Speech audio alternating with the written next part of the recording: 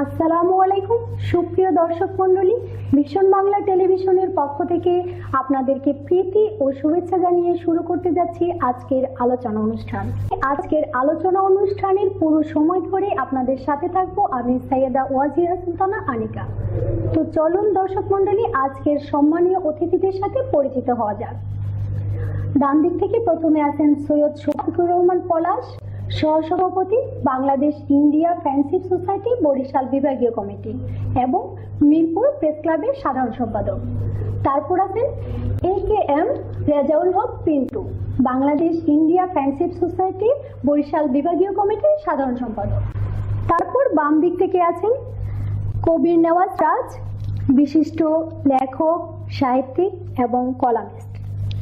তারপর আছেন মোহাম্মদ সিরাজুল ইসলাম খান, সাবেক ছাত্রনেতা, সাধারণ সম্পাদক মিরপুর থানা স্বেচ্ছাসেবক লীগ, ঢাকা মহানগর উত্তর। তো চলুন দর্শক মণ্ডলী, আমরা আজকের আলোচনার মূল পর্বে চলে যাচ্ছি। আমাদের আজকের আলোচনার বিষয়বস্তু হলো আসন্ন ঈদ উল আজহাকে সামনে রেখে কোভিড-19 নিয়ে তরুণদের ভাবনা শীর্ষক আলোচনা। জনাব শফিকুর রহমান পলাশ স্যার, শুরুতেই আপনার কাছে আমার প্রশ্ন, তো আসন্ন কুরবানি ঈদে কোভিড-19 এর মধ্য দিয়ে কিভাবে পশু কুরবানি হলে সাধারণ জনগণ নিরাপদে থাকবে বলে আপনি মনে করছেন? ধন্যবাদ আপনাকে, ধন্যবাদ ভীষণ বাংলা টেলিভিশনের সকল কর্মকর্তা কর্মচারীবৃন্দকে। আমার ব্যক্তিগত মতামত, করোনা ভাইরাস বাংলাদেশটা বিশ্বে মহামারীতে আকার ধারণ করছে। আল্লাহর হুকুমে ঈদ উল আজহার সামনে মেবি 31শে আগস্ট। তো আমরা যদি দূরত্ব বজায় রেখে পরিষ্কার পরিচ্ছন্ন জায়গায় এবং জীবাণুমুক্ত করে আমরা পশু জবাই করি, ইনশাআল্লাহ আমাদের এই মহামারী থেকে মুক্ত থাকতে পারবো, এটা আমার দৃঢ় বিশ্বাস। কিন্তু যারা আপনার এলাকার অসচেতন, অশিক্ষিত, অসহায়, দুস্থ সবাই মিলেই সমাজ, তো এরা কি সামাজিক দূরত্ব বজায় রেখে ঈদ উল আজহা পালন করতে পারবে বলে আপনি মনে করছেন?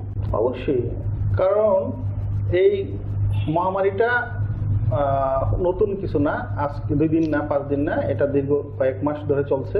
অতএব মানুষ এখন খুব সচেতন, দূরত্ব বজায় রেখে অবশ্যই এটা করবে। ধন্যবাদ শফিকুর রহমান পলাশ স্যার। আমি আবারও আপনার কাছে চলে আসবো। জনাব AKM রেজাউল হক পিন্টু স্যার, কেমন আছেন? আলহামদুলিল্লাহ ভালো আছি, আপনি ভালো আছেন? জি ভালো আছি। আপনার কাছে শুরুতে আমার প্রশ্ন, কোভিড-19 এর মধ্য দিয়ে কিভাবে আসন্ন ঈদ উল আজহা উদযাপন করা উচিত বলে আপনি মনে করেন? ধন্যবাদ ভীষণ বাংলা টিভির সকল কর্মকর্তা কর্মচারী যারা আছেন, সবাইকে ধন্যবাদ জানাচ্ছি। আপনাদের দর্শক যারা আছেন, ভীষণ বাংলা টিভির সকল দর্শককে ধন্যবাদ জানাচ্ছি। আসলে আমরা এমন একটা সময় আজকে এই জায়গায় একত্রিত হয়েছে, যে সময়টা শুধু বাংলাদেশ না, সমগ্র বিশ্বব্যাপী এই মহামারীটা, যেটা আসলে ভয়াবহ অবস্থা। তার মধ্যেও ধর্মীয় কিছু ব্যাপার থাকে, যেমন আমাদের ঈদ উল আজহা। আপনারা ভালো কথা বলছেন, ঈদ উল আজহাটা নামাজের ব্যাপারটা, যেহেতু এই রোগটা আসলে মূলত সঠিকভাবে আমরা জানি না হয়তো, বা যে কোত্থেকে ছড়ায় বা কি করে, তবু আমাদের সামাজিক দূরত্বটা বজায় রাখা দরকার। সেই দূরত্বটা বজায় রাখতে গিয়ে ঈদের জামাতও যেরকম দরকার, দূরত্ব বজায় রাখাটাও সেরকমের দরকার। তো কাজে আমাদেরকে সরকার ঘোষিত সকল নিয়মকানুন সঠিকভাবে পালন করা উচিত। সেক্ষেত্রে আমাদের ঈদের জামাতে যাওয়াটা, আমাদের নিজেদের দূরত্বটা বজায় রেখে জামাত আদায় করতে হবে, নামাজটা। আর সবচেয়ে বড় ব্যাপার যেটা হয়, আমরা নামাজের পরে, জামাত শেষ হওয়ার পরে আমরা কোলাকুলি না করি, সামাজিকতা বজায় রেখে, দূরত্ব বজায় রেখে আমরা এবার ঈদের অনুষ্ঠানটা পালন করা উচিত আমি মনে করি। কারণ আমাদের ফ্যামিলির সেফটির জন্য সুরক্ষাটা দরকার আগে, সবার আগে। উৎসব হয়তো পরেও করা যাবে যদি বেঁচে থাকি, আগে এই সেফটির জন্য এবার অন্তত কোলাকুলি না করে এবং সরকার ঘোষিত সম্পূর্ণ নিয়মকানুন মেনেই আমাদের এই উৎসবটা করা উচিত, আমার ব্যক্তিগত মতামত এটাই। এবং এটাই উচিত করা, সেটাই হয়তো তরুণ সমাজ এবং সবাই এটা করবে। কারণ আমরা যদি সুরক্ষা থাকতে পারি, আমরা যদি ফ্যামিলিকে রাখতে পারি, অবশ্যই সরকারও চাপটা কমবে, সরকারটা আমাদের দিয়ে। কাজে আমরা আশা করি সবাই এটা মেনে চলবে। ধন্যবাদ জনাব AKM রেজাউল হক পিন্টু স্যার। আপনার কাছে আমি আবারও আসবো। জনাব কবির নেওয়াজ স্যার, কেমন আছেন? আলহামদুলিল্লাহ, ভালো আছি। অসংখ্য ধন্যবাদ আপনাকে। অসংখ্য ধন্যবাদ ভিশন বাংলা টিভির কর্মকর্তা কর্মচারী যারা আছে তাদেরকে, এবং আমাকে আজকের এই অনুষ্ঠানে কথা বলার সুযোগ দেওয়ার জন্য। জনাব কবির নেওয়াজ স্যার, কুরবানির বর্জ্য নিষ্কাশন পরিষ্কার পরিচ্ছন্ন কত তাড়াতাড়ি করা সম্ভব বলে আপনি মনে করছেন? ধন্যবাদ।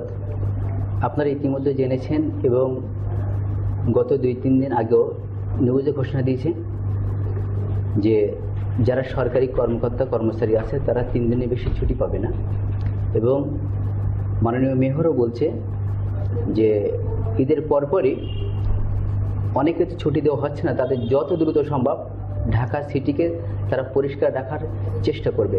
কারণ এই মহামারী করোনা ভাইরাস একে তো আমাদের দিক থেকে অনেক ক্ষতিকর, তাছাড়া দেশকে এবং শহরকে যদি পরিষ্কার পরিচ্ছন্ন রাখা যায় তাহলে এই মহামারী থেকে আমাদের কিছুটা রক্ষা পাওয়া সম্ভব।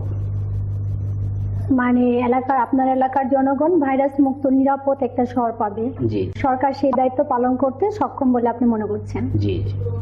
ধন্যবাদ কবির নেওয়াজ স্যার, আবারও আসবো আপনার কাছে। আচ্ছা সিরাজুল ইসলাম খান, কুরবানির পশুর চামড়া কিভাবে বিক্রি বা বিতরণ করলে সবার জন্য মঙ্গল বলে আপনি মনে করছেন? ধন্যবাদ। ধন্যবাদ জানাই ভিশন বাংলা টেলিভিশনকে, এমডি, চেয়ারম্যান, কলাকুশলী, কর্মকর্তা কর্মচারীবৃন্দ এবং ভিশন বাংলার অগণিত দর্শক শ্রোতাদের আবার ধন্যবাদ জানাই আমার মিরপুর থানা স্বেচ্ছাসেবক লীগের পক্ষ থেকে। আসলে আপনি যে প্রশ্নটি করেছেন, আমার মনে হয় বিগত দিনে আমাদের ঈদুল আজহাটা যেভাবে উদযাপন করেছি এবার একটু ভিন্ন। আমরা করোনা ভাইরাসের কারণে এটা যার যার গরুর চামড়া আমরা মসজিদ বা মাদ্রাসা দান করে দিলে সবচেয়ে বেটার হয় এবং ভালো হয়, এটাই হওয়া উচিত। ধন্যবাদ সিরাজুল ইসলাম খান স্যারকে। আমি আবারও আপনার কাছে আসব। তো শফিকুর রহমান পলাশ স্যার, এবার আপনার ব্যক্তিগত জীবন নিয়ে আমি একটা প্রশ্ন করতে চাচ্ছি, যদি আপনি পারমিট করেন। অবশ্যই। তো আমি যতটুকু জানি ছাত্র জীবনে আপনি ছাত্রলীগের রাজনীতির সাথে সম্পৃক্ত ছিলেন। আপনার এই ছাত্র রাজনৈতিক জীবন সম্পর্কে যদি আমাদেরকে কিছু বলতেন। ধন্যবাদ আপনাকে। আমার বাবা ছিল একসময় মিরপুর থানা আওয়ামী লীগের সভাপতি। বলতে গেলে আমার পরিবার, আমার সবাই আওয়ামী লীগ পরিবারের সাথে সম্পৃক্ত। তো আমি ছোটবেলা থেকে জাতির জনক বঙ্গবন্ধুর স্লোগান, আমি নৌকার প্রতি দুর্বল ছিলাম। ছাত্র যখন এসএসসি পাশ করে তার আগে, তারপর কলেজ লাইফে ছাত্রলীগ করছি, ছাত্রলীগের রাজনীতি করছি, যুবলীগ করছি। আমি যতদিন বেঁচে থাকবো জাতির জনক বঙ্গবন্ধু মাননীয় শেখ হাসিনার ছায়ায় থাকবো, এই দলই করব, এর বাইরে কখনো যাব না। শফিকুর রহমান পলাশ স্যার, আমি যতটুকু শুনেছি বা দেখেছি কোভিড-19 দুর্যোগ সময়ে আপনি সাংবাদিকদের পাশে দাঁড়িয়েছেন, এবং যারা আপনার গ্রামের বাড়িতে, বরিশাল গ্রামের বাড়িতে কিছু সাংবাদিক আছে তাদেরকে আপনি বিকাশের মাধ্যমে অর্থনৈতিক সহযোগিতা করেছেন এবং বিভিন্নভাবে তাদেরকে আপনি তাদের পাশে দাঁড়িয়েছেন। তো আমার প্রশ্ন হলো, আপনি এই যে পাশে দাঁড়িয়েছেন, তো আপনি কতটা স্বাচ্ছন্দ্য বোধ করতেছেন তাদের পাশে দাঁড়িয়ে, এবং ভবিষ্যতে আপনি করোনা মোকাবেলায় তাদের জন্য আর কি কি পদক্ষেপ গ্রহণ করবেন? আপনাকে ধন্যবাদ। আমি আপনার মাধ্যমে, ভিশন বাংলা টেলিভিশনের মাধ্যমে আমি সবাইকে, মিরপুরবাসীকে জানাতে চাচ্ছি একটা, বলতে গেলে আমার মনের কষ্ট বলেন, মানে আনন্দ বলেন। আমি মিরপুর প্রেস ক্লাবের 1.5 বছর আগেও সভাপতি ছিলাম। আমি মিরপুর প্রেস ক্লাবে করোনা ভাইরাসের বহু জায়গায়, বৃহত্তর মিরপুরে আমি হোমিওপ্যাথিক চিকিৎসা এবং ঔষধ ফ্রি দিয়েছি। আমি সকল সাংবাদিকদের গোপনে হোক প্রকাশ্যে হোক সহযোগিতা করেছি। 1 টাকা চাঁদা না নিয়ে, কারো সহযোগিতা না নিয়ে আমি সকলের মাঝে ছিলাম। ইভেন কি আমার সাংবাদিকরা এখনো এই 1.5 বছরে একটা কোথাও মামলা খায় নেই, কোথায় কোনো অভিযোগ নাই। সুষ্ঠুভাবে আমি শৃঙ্খলাভাবে এই সংগঠনটা পরিচালনা করে আসতেছি।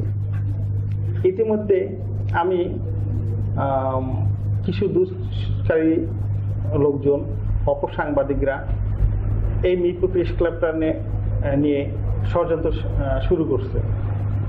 ইনশাল্লাহ ষড়যন্ত্রে আমি তাদেরকে স্বার্থ পেতে দিই নেই, এই কারণে যে এই মিরপুর প্রেস ক্লাব 1995 সালে স্থাপিত এবং জয়েন্ট স্টকের মাধ্যমে এটা তৈরি।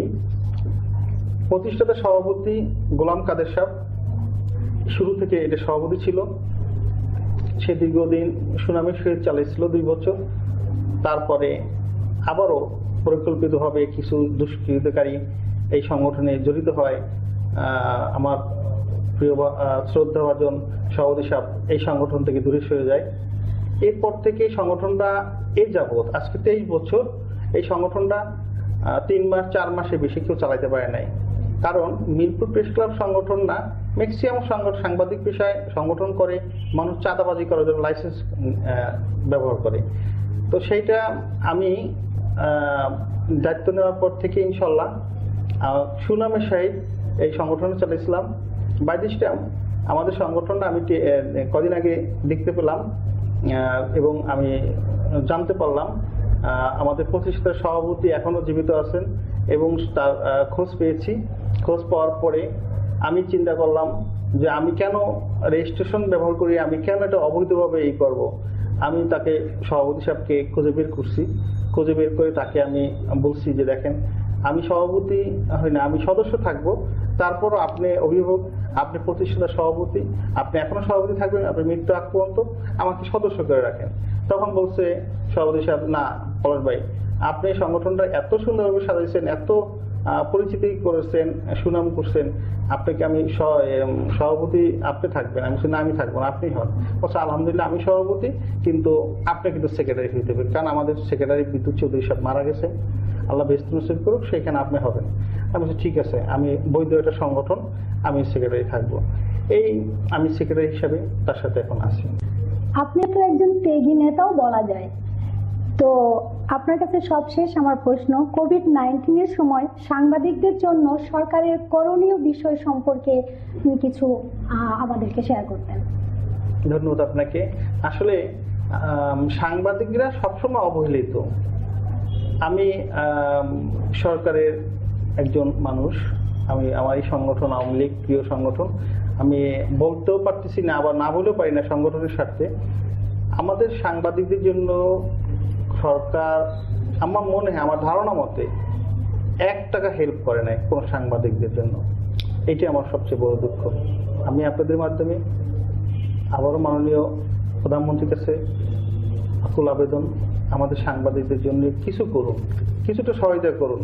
কারণ আমরাও তো মানুষ, আমরা তো মাঠে থাকি, রাত নাই দিন নাই, আমরা আপনার সরকারের উন্নয়নমূলক কর্মকাণ্ড, দুর্নীতিবাজদের কথা তুলে ধরি, আপনাদেরকে চোখ খুলে দিই যে এই দুর্নীতিবাজরা এটা করতেছে, আপনাদের হেল্প করতেছি।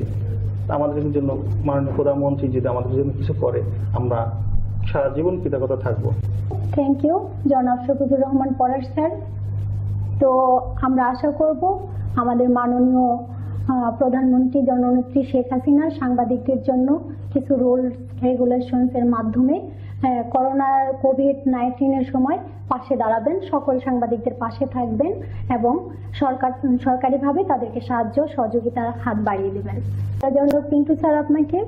তো আপনার কাছে আমার পরবর্তী প্রশ্ন, আপনার ইন্ডিয়া বাংলাদেশ ফ্রেন্ডশিপ সোসাইটি প্রতিষ্ঠিত হয়ে কত সালে এবং এর প্রতিষ্ঠার মূল উদ্দেশ্যটা আমাদেরকে যদি একটু বলতেন। 1972 সালে বাংলাদেশের স্বাধীনতার স্থপতি জাতির জনক বঙ্গবন্ধু শেখ মুজিবুর রহমান, আমাদের বন্ধু রাষ্ট্র ভারতের সাবেক প্রধানমন্ত্রী শ্রীমতী ইন্দিরা গান্ধী, তাদের যৌথ প্রচেষ্টা বা যৌথ ভাবনা থেকেই বাংলাদেশ ইন্ডিয়া ফ্রেন্ডশিপ সোসাইটি যাত্রা শুরু করে। তাদের চিত্র বাংলাদেশ এবং ইন্ডিয়ার 2 দেশের শিক্ষা সংস্কৃতি বিষয় আদান প্রদানের জন্য মূল উদ্দেশ্য ছিল এবং বাংলাদেশের যারা মুক্তিযুদ্ধ করেছেন, এদেশে যারা যুদ্ধ স্বাধীন করতে গিয়ে যারা প্রাণ দিয়েছেন, তাদের প্রতি সম্মান দেখিয়ে ইন্ডিয়ান গভর্নমেন্ট বাংলাদেশি গভর্নমেন্টের সাথে যৌথভাবে এদেশের মুক্তিযোদ্ধার ছেলে, তারপরে তাদের আত্মীয় স্বজন যারা আছেন তাদেরকে একটা বৃত্তির আয়োজন করে আমরা এই সংগঠনের মাধ্যমে, এবং আপনার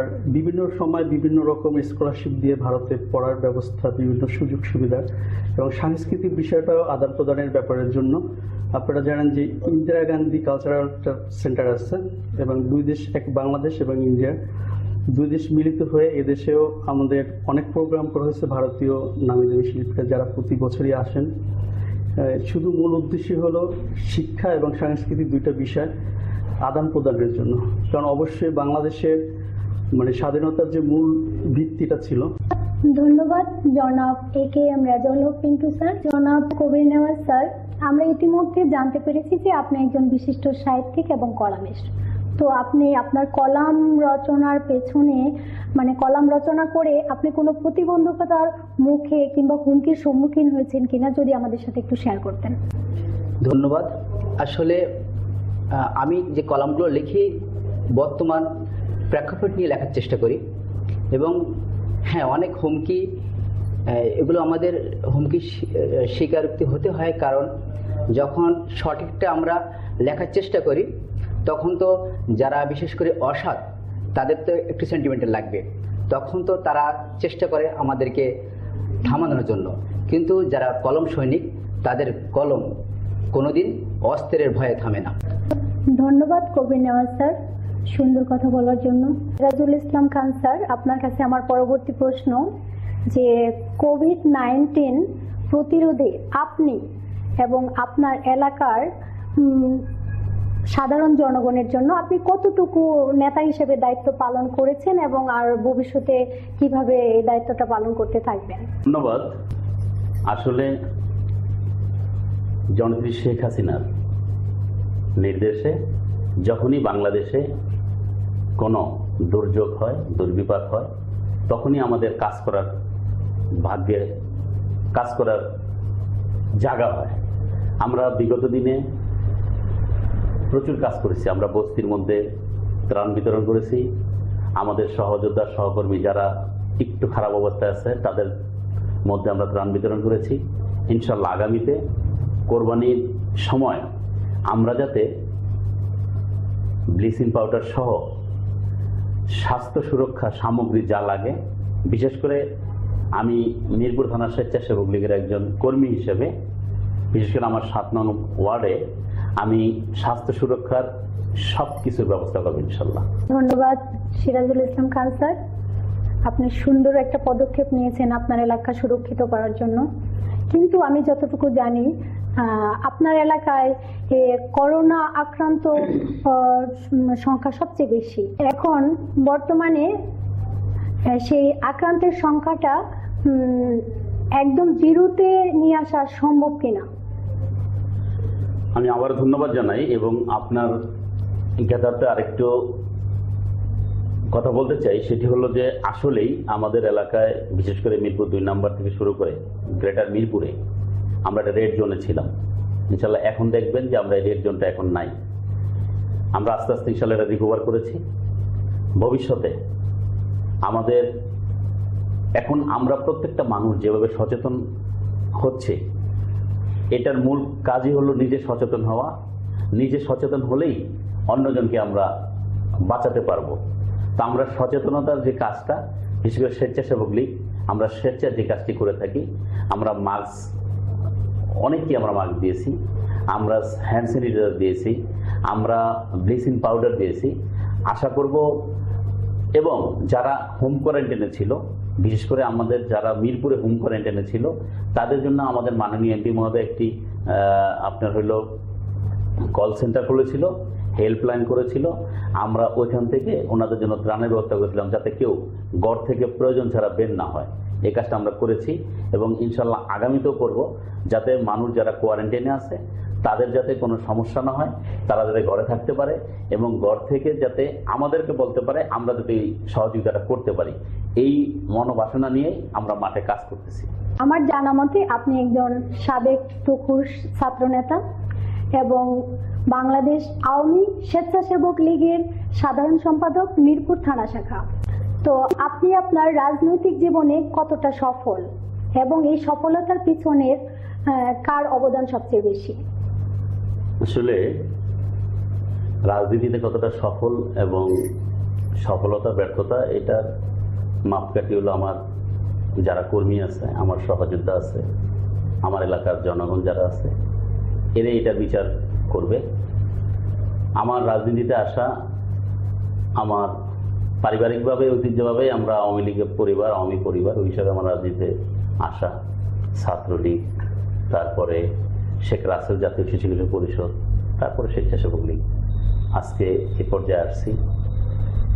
এখানে আমি বঙ্গবন্ধুর আদর্শকে ধারণ করে, বঙ্গবন্ধুর আদর্শকে লালন করে জননেত্রী শেখ হাসিনার প্রত্যেকটি কর্মকাণ্ডে নিজেকে সম্পৃক্ত করেই আজকে আমি মিরপুর থানা স্বেচ্ছাসেবক লীগের সুসংগঠিত করেছি। আর আমার যেই নেতাকে দেখে পেরে ওঠা,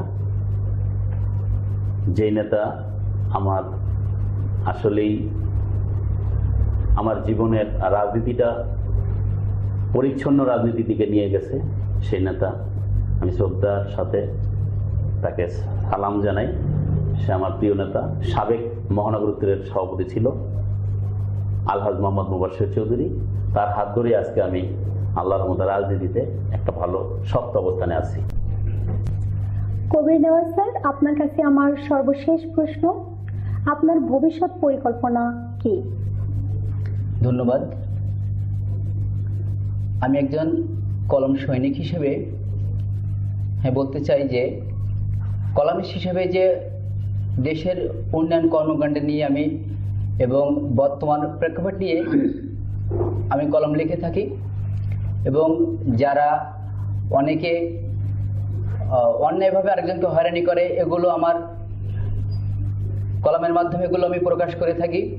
এবং যারা আছে অনেক অসহায়, তারা কোনো আইনি সহায়তা পায় না, আমি চাই যারা অসহায় আছে তাদেরকে আইনি সহায়তার জন্য আমি একটি ফ্রি অ্যাডভাইজার ল ফার্ম করতে চাই, যাতে সবাই যেন আইনি সহায়তা পায় আমার মাধ্যমে। ধন্যবাদ কবির নেওয়াজ স্যার। জনাব সিরাজুল ইসলাম খান স্যার, আপনার কাছে আমার সর্বশেষ প্রশ্ন, অসহায়, দুস্থ, গরিব এবং বস্তিবাসীদের জন্য বিত্তবানদের কি কি করণীয় বলে আপনি মনে করেন, এবং এই কোভিড সুরক্ষার জন্য, প্রতিরোধের জন্য তারা কি, আপনার এলাকার যে লিডার আছে তারা কি তাদের পাশে দাঁড়িয়েছেন?